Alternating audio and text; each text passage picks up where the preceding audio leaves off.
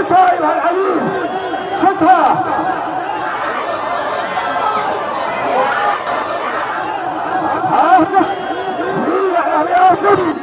اسكتها ايها العليم، اسكتها.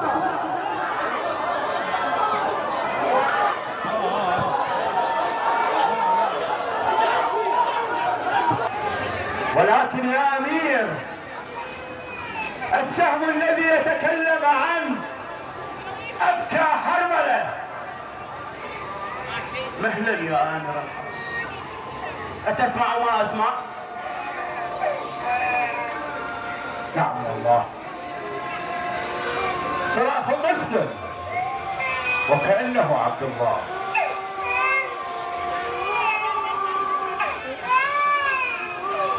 ما هذا الصوت يا امير الحرس؟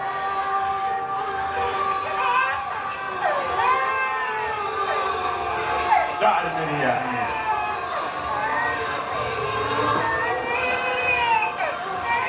يا امير. نعم يا امير الحرس. في ظهيرة يوم العاشر جاء الحسين وتحت ردائه طفل عمره 6 أشهر. 6 أشهر؟ نعم يا امير. وماذا يريد بهذا الطفل؟ يطلب له الماء، فانقسم الجيش الى قسمين، قسم قال اسقوه والقسم الاخر قال لا تسقوه. وانسقوا الماء يا امير. فنادى عمر بن سعد يا حرمله اقطع نزاع القوم. وكيف يقطع نزاع القوم يا امير؟ والله يقول حميد بن مسلم اشتعلت الفتنه في معسكرنا بسبب ذلك الطفل يا امير، فاخرج سهم مسموم له 3 شعب، فذبح عبد الله الرضيع من الوريد الى الوريد. احسنت يا حرمله. هو يريد الجائزه. نعم، انك تستحق الجائزه. خذ يا حرمله. احسنت يا حرمله، تفضل. تقدم ايها البطل المغوار. السلام على خليفه الله بالحق يزيد بن معاويه. وعليك السلام. اظنك شمر، هل اراك فرحا؟ نعم يا امير، اني مسرور وليس فقط. ما كان دورك يوم الكربلاء؟ عندما اخذت رجالنا من رجال الحسين ما اخذها، بقي الحسين وحيدا. وحيدا؟ نعم، لا ناصر له ولا معين. واين اصحابه؟ قتلوا. قتلوا جميعا؟ كلهم يا مولاي. احسنتم، اكمل يا شمر. فصاح عمر بن سعد انزلوا الى رجل وارحوه. وكيف تريحوه يا شمر؟ تقدمت اليه بنفسي فجلست على صدره. جلست على صدره؟ نعم، وقبضت على شيبته بيدي. ضربته بالسيف 12 ضربة يا امير.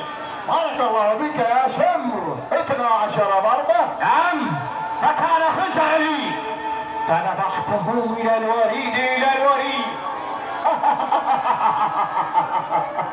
فلم يكفيني بهذا، فكان مشعل لي فحرقت عيال الحسين كلهم جميعا. احسنت يا شمر، احسنت صنعا. انا استحق الجائزه. بلى، انك تستحق الجائزة. خذ. جاءت فلم اجد، فرأيت الحسين ملقا على الارض، فنظرت الى خاتمه فحاولت ان استخرجه فلم استطع. ولماذا لم تستطع؟ يا امير، ان الدم كان جامدا على خصره. وماذا صنعت؟ ماذا صنعت؟ اخرجت خنجري وقطعت خنجر الحسين. بارك الله بك، بارك الله بك. وماذا فعلت؟ رأيت طفلة تركض فركضت وراءها.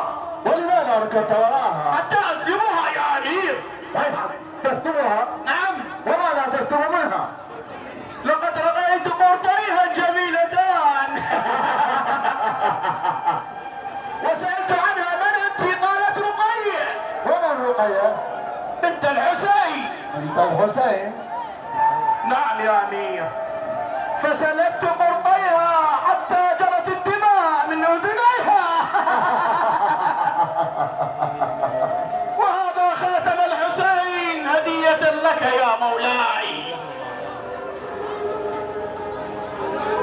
وهذا قرط رقية. تفضل سيدي.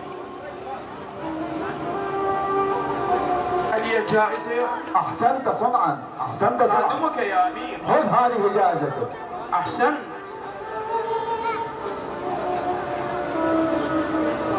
يا أمير، وهذه سبايا الحسين، هيا لترى بأم عينك حتى تأمرنا ماذا نصنع بهم. هيا القادم.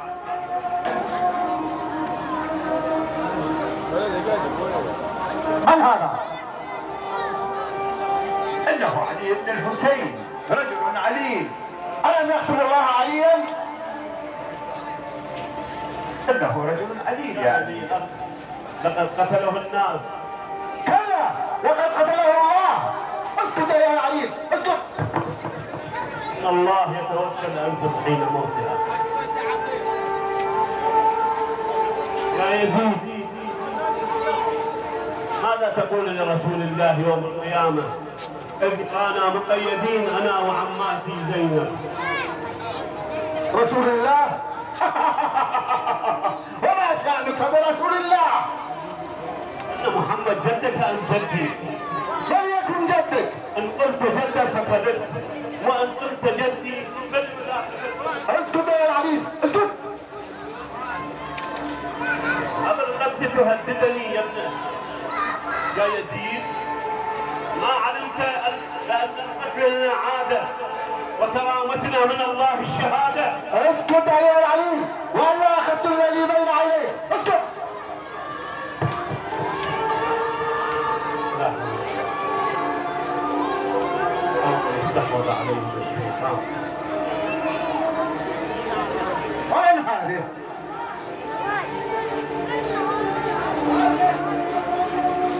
هذه من هذه؟ لا هذه، كلا هذه المرأة. من هذه؟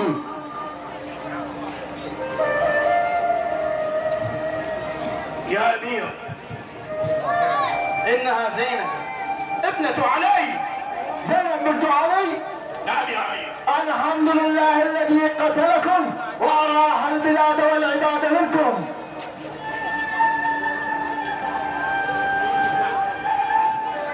يا يزيد، ما يفتح إلا الفاجر والكاذب، وهو غيرنا والحمد لله.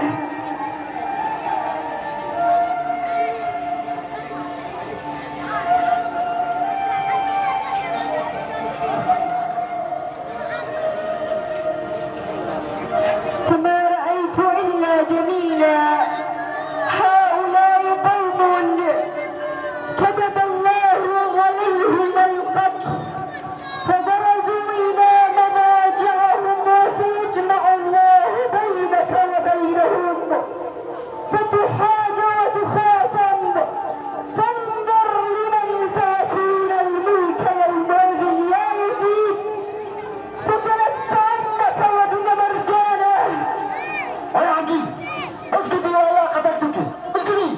لعمري لقد قتلت أهلي وأبرت أهلي وقطعت نسلي، فإن كان هذا سيشفيك فقد اشتكيت يا ولدي.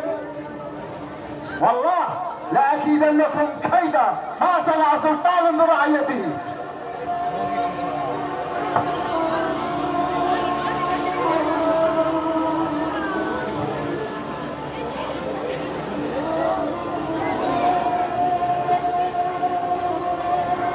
يا أمير، لسنا برعيتك يا يزيد، لسنا برعيتك. فكت كيدك واسعى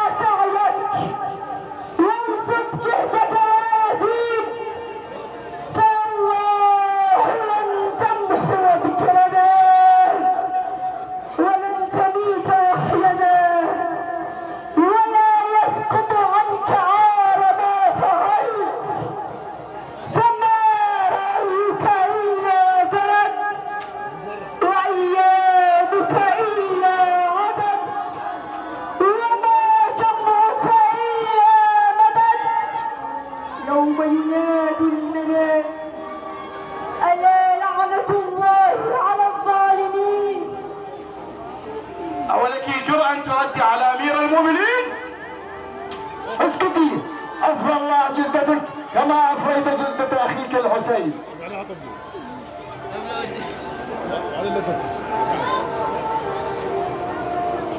ولا تحسب الذين قتلوا في سبيل الله أمواتا بل أحياء عند ربهم يرزقون.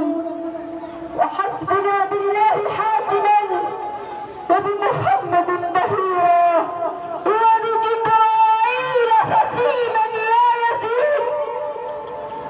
حسبنا بيننا وبينكم السيف. أريد الذهاب إلى الخربة فإني سمعت هناك أسرى وأريد التفرج عليهم. قل يا سيدتي دعينا. أيتها الجارية. نعم سيدتي. نادي آمر الحرس. يا آمر الحرس إن التي تناديك. نعم سيدتي، ماذا تريدين؟ يا آمر الحرس أريد الذهاب إلى الخربة حتى أتفرج على الأسرى. خذني إلى هنا. تفضلي سيدتي، تفضلي. من هنا. نبدل شو بالدراسة طبعا وهذا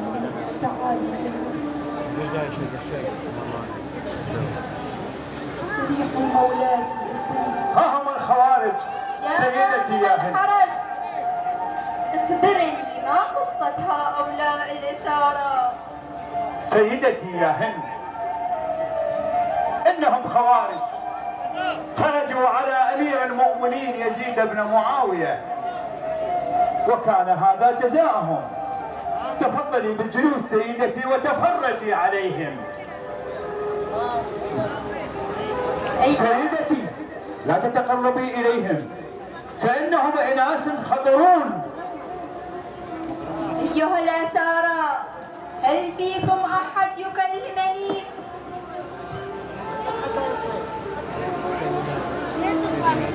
أجركم الله. لماذا أسألكم فلا تجيبون؟ لماذا لا تجيبون؟ زينب عندما دخلت هند إلى الخربة شافتها قالت لهن يا بنات الرسالة غطن وجوهكن ولا حد تجاوبها. هاي كانت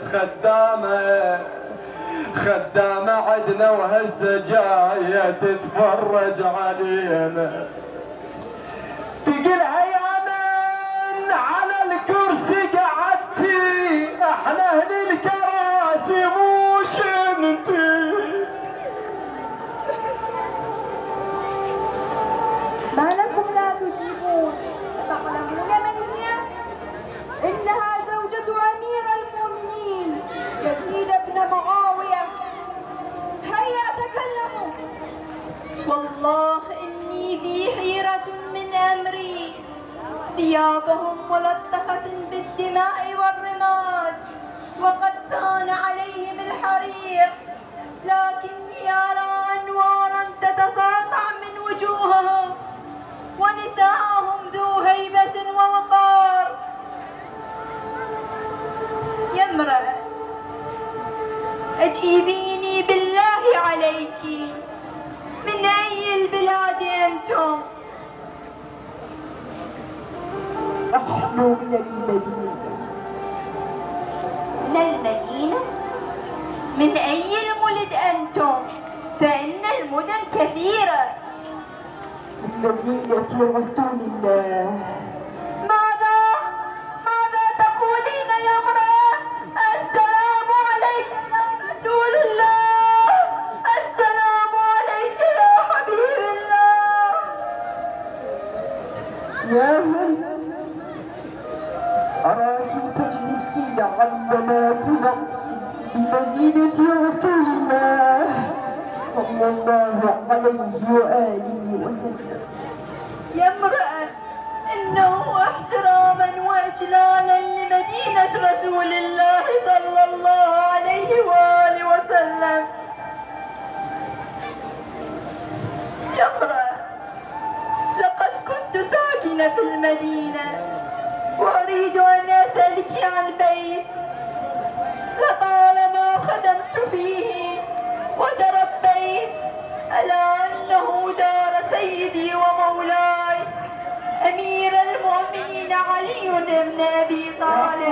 ولا قوة إلا بالله.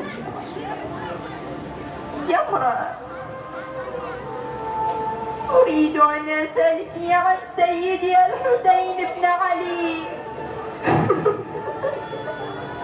كيف هي أحواله؟ لماذا أسألكم فتبكون؟ لماذا أسألكم فلا تجيبون؟ أجيبوني بالله عليكم. حبيبي حسين، أريد أن أسألك عن سيدي العباس وسيدي علي الأكبر وسيدي القاسم وسيدتي الحوراء زينب وسيدتي أم كلثوم وسيدتي رباب وباقي النسوة. أجيبيني، لماذا تبكون؟ بالله عليك يا امرأة أجيبيني، لماذا تبكون؟ أسألكم فلا تجيبون. إن كنت تسألين عن الحسين فراسه عند يزيد. حسينا حبيبي يا حسينا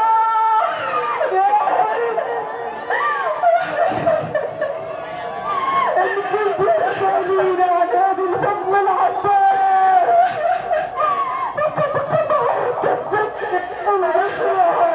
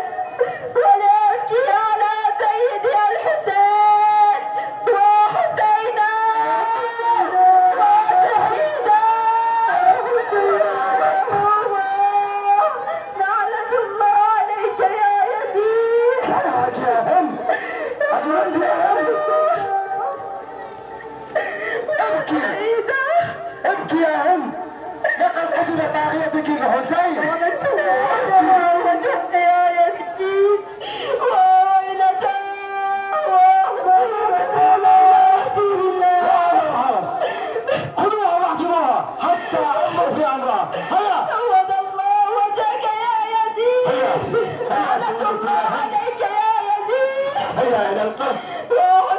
أجركم الله. زينب سكنت بالخرابة وقعدت على التراب.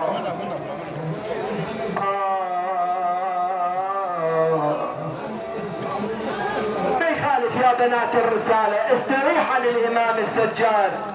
الإمام السجاد كان يخرج خارج الخربة، ما لعاني باوع يسألوه يقولون سيدي مولاي ما الأمر؟ قال ويحكم إنكم لا ترون ما أرى، ما الخبر يا ابن رسول الله؟ قال والله لقد تقشرت وجوه عماتي من أثر حرارة الشمس. كانت الخربة ما مزقوفة بذاك الحر، ذاك الحر مال الصيف، لكن ما يخالف يا بنات الرسالة.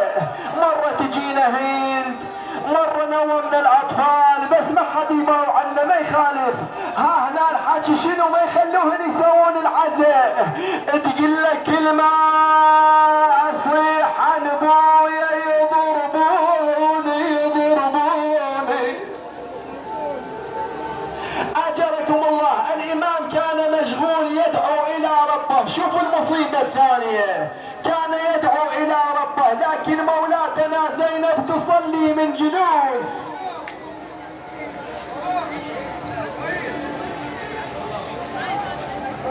بسم الله الرحمن الرحيم. أناجيك يا موجود في كل مكان، لعلك تسمع ندائي، فقد عظم جرمي وقل حيائي. مولاي يا مولاي، إن لم يكن إلا الموت بكفى، لكن بعد الموت أعظم ما أشهى.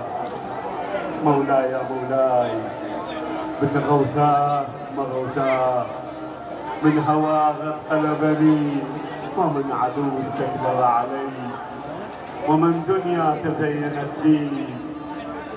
ارحمني يوم اتيك فردا شاخصا بصري، مقلدا عملي، قد تبرأ الخلق جميعا مني ابي وامي، ومن كان له كدي وسعي. فان لم ترحمني فمن الذي يرحمني؟ عفوك عفوك يا مولاي قبل جهنم والنيران، عفوك عفوك يا مولاي قبل سرابيل الطهران، عفوك عفوك يا مولاي قبل ما تخلي الايدي الى الاعناق. لا اله الا الله حقا حقا، لا اله الا الله ايمانا وصدقا، لا حول ولا قوه يا الله. عم زينب، لم أرى عمتي زينب تصلي من جلوس. عم زينب، لما تصلين من جلوس عم زينب؟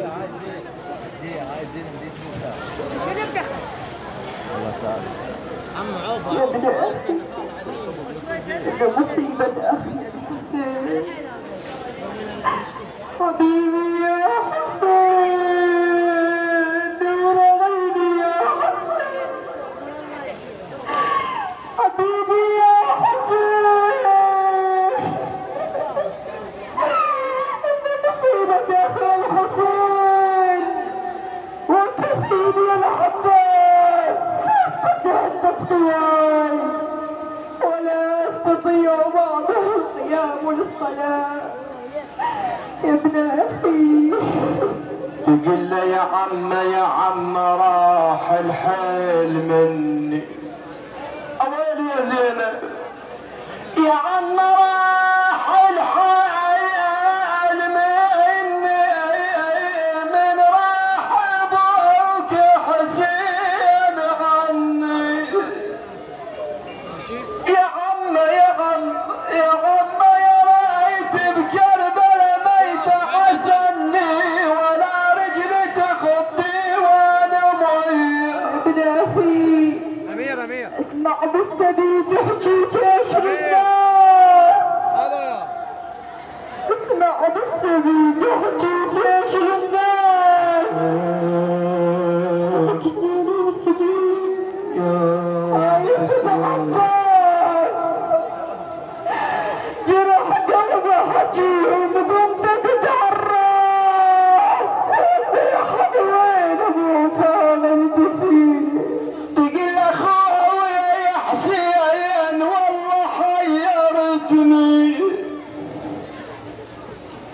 يا خويا والله حيرتني وما بين عدوانك عفتني.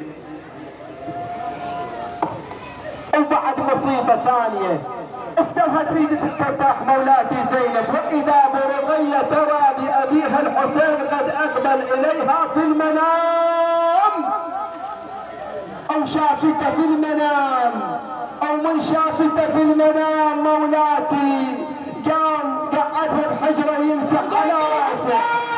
وعدته وحسينا أنا زينب، أين أبي حسين؟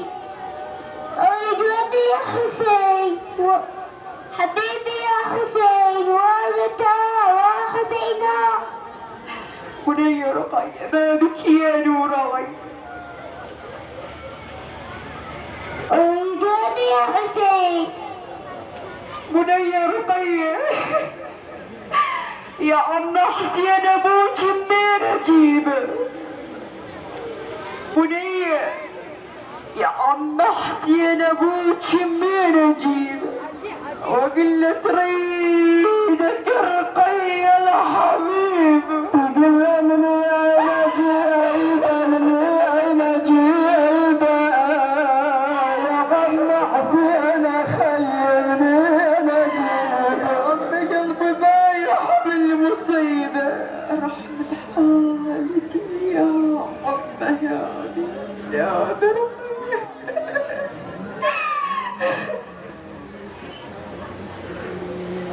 وعدته وحسينا أريد أبي حسين، أريد أبي أريد أبي أريد أبي حسين. يا سرجان وحسينا. يا سرجان نعم يا علي ويحك ما عرف السجن يزعج في بالي وقطع علي احلامي ويحك تغرد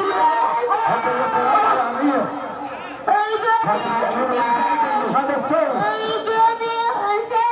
يا سرجان أريد أبي احنا نستعين الخبر. أريد أبي حسين. لا لا يا سرجان من هنا من هنا تسمع انه من الخريطه. اسكت اسكت اسكت اسكت اسكت.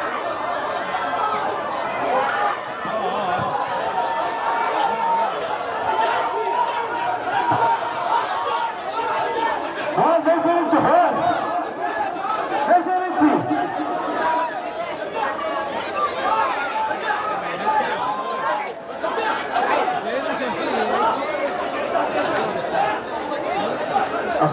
لا حد حاجيهم انفعلوا، لا حد حاجيهم. اسمع اسمع